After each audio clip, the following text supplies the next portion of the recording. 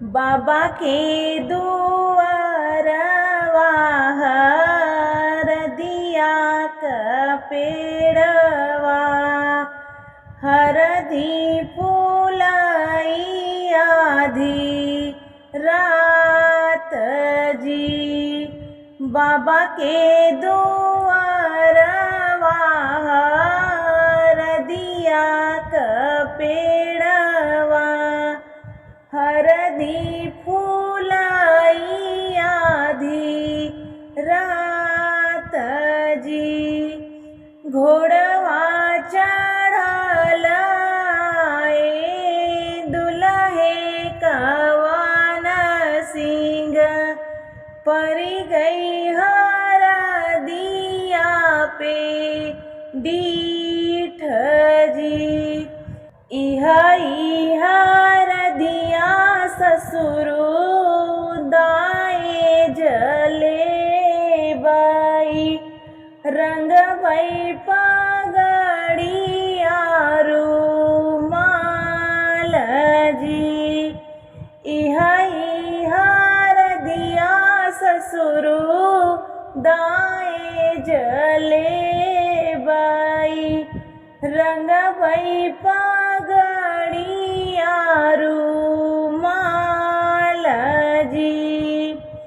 इतनी बचन सुनी बेटी हो कवन सिंह बोलाई बात ऋषियाई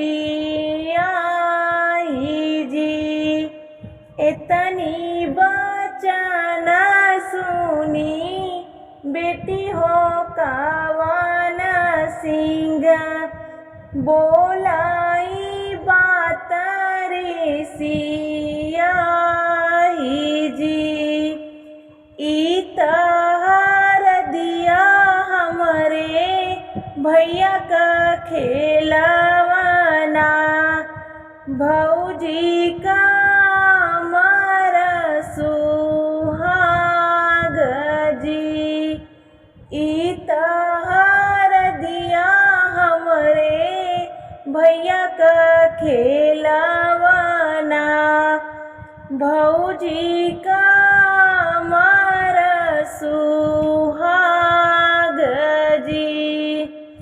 इतनी बचन सुने दुल्हे कवन सिंह बोलाई बात खिसियाई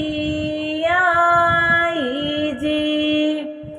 इतनी बचन सुने दुल्हे कवन सिंह बोलाई बात खिसियाई जी। तोहरीनी बेटी ससुरु चौके पे छोड़बाई कैले बई दूसरा बियाह जी। तोहरीनी बेटी ससुरु चौके पे छोड़बाई कैले बई दूसरा बियाह जी। इतनी बचन सुने सरवा कवन सिंह बोलाई बात संभाल जी।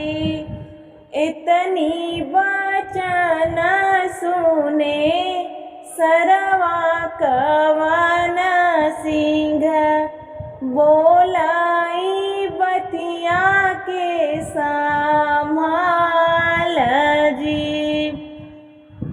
हमारी नी बहिनी जीजा लड़का नदनवा जिनकी है बातें कमाल जी। हमारी बहिनिया जीजा लड़का नदनवा जिनकी है बातें कमालाल जी। बरधन हर दिल दौबै बहनोइया। रंगली है पगड़ी रुमाल जी।